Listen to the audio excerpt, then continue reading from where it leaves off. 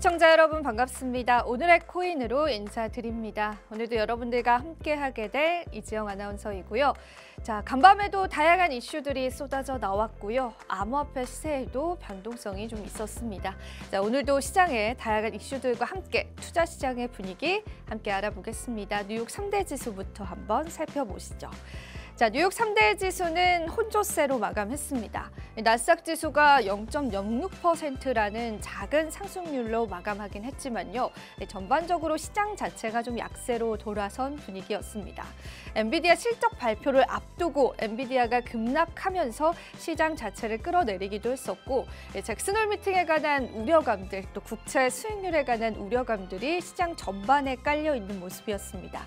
뉴욕 증시 역시도 암호화폐 시장과 마찬가지로 단 하나의 호재를 좀 기다리고 있는 분위기가 연출이 됐는데요. 10년무 국채 금리는 다행히 소폭의 조정세를 겪으면서 4.3%에서 마감된 모습이었습니다.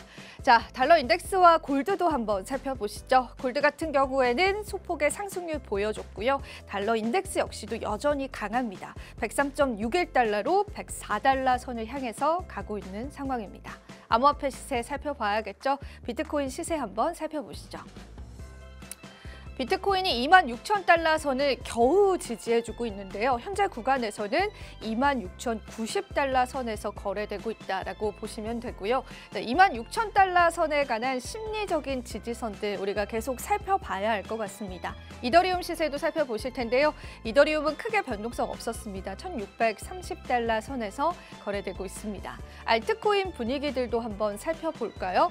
사실상 BNB 코인에 관한 악재성 뉴스들도 상당히 많이 나오고 있는 상황인데 관련한 시세도 좀 지켜봐야 될 것 같고요. 리플 같은 경우에는 0.52달러 선으로 어제 대비해서 크게 변동성 없었습니다. 다른 알트코인들 살펴보자면요. 도지코인이 0.06달러로 역시나 변동성 없고요. 솔라나 코인이 20달러 선으로 며칠 전과 비교해봐도 살짝의 약세를 나타내고 있습니다. 자, 일단 비트코인이 크게 흔들리고 있다는 게 시세의 가장 중요한 포인트일 것 같은데요. 관련한 시세 흐름들 저희가 계속 체크해보면 될 것 같습니다.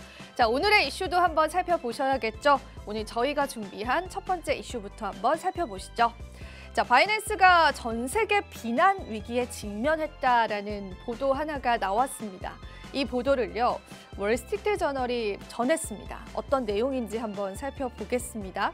일단 중요한 건 암호화폐 거래소인 바이낸스가 러시아에 대한 국제사회의 제재 규칙을 위반해서 법적인 위험에 직면했다라는 헤드라인을 내걸었는데 이게 어떤 이야기냐면 일단 국제사회가 제재 대상으로 블랙리스트에 올린 최소 5곳의 러시아 대출 업체 거래 처리를 계속해서 하고 있다라는 겁니다.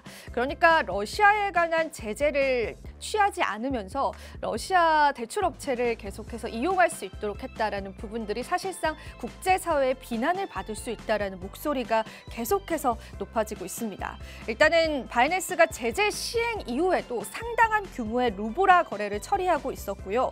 바이낸스 엔젤이라고 부르는 자원봉사자들이 있습니다. 이 자원봉사자들이 텔레그램에서 러시아 고객들에 관한 거래 제한이 없다라고 이야기하기도 했다라고 합니다. 그러니까 이렇게 바이낸스를 통해서 어떤 전쟁에 필요한 자금들을 이동했을 가능성들이 좀 제기가 되면서 국제사회의 비난을 피할 수 없다라고 월스트리트 저널은 전하고 있는 상황입니다. 사실 이 입장에 관한 바이낸스 입장문은 아직까지 나오고 있지 않은 상황이고요. 만약에 이번 보도가 사실일 경우에 바이낸스는 규제 당국과의 관계가 더욱더 복잡해질 것이다라고 예상하고 있는 시점입니다. 사실 바이낸스는 미국뿐만이 아닙니다. 이미 여러 유럽 국가들과의 문제에 직면하면서 네덜란드와 독일, 키프로스 등에서 철수한 바가 있고요. 추가적으로 북미에서도 법적인 문제에 직면했기 때문에 캐나다에서 철수한 바가 있었습니다. 그런데 이제 러시아 루블화의 거래를 허용했고 대출업체를 이용했고 루블화가 이동할 수 있는 어떤 통로를 마련했다라는 게 사실로 밝혀진다면 사실상 국제사회의 비난뿐만 아니라 미국에서의 조치도 있을 것이다라는 예상도 현재 나오고 있습니다. 하지만 커뮤니티에서는 SEC의 바이낸스 죽이기에 관한 동참을 월스트리트 저널이 하고 있다라는 비판의 목소리도 있는 만큼 이 기사에 관한 사실 여부부터 조금 확인해 볼 필요가 있을 것 같은데요. 관련 내용 추가적으로 보도되는 대로 오늘의 코인에서 다뤄보도록 하겠습니다. 자, 이어서 두 번째 이슈 한번 살펴보시죠. 비트코인의 과매도 상태, 앞으로의 대응은 우리가 어떻게 해야 할까요? 관련한 분석 코인데스크의 한 분석가가 전해오기도 했습니다. 자, 기술적인 분석상으로 RSI, 즉 비트코인의 과매도 상태가 극단적인 과매도 상태를 나타냈다라고 합니다. 30 미만의 수치가 나왔다라고 하는데 30 미만의 수치 같은 경우에는 비트코인의 과매도 상태를 나타내기도 하고요. 가격이 최근에 너무나 빠르게 크게 하락을 했다라는 걸 의미하기도 합니다.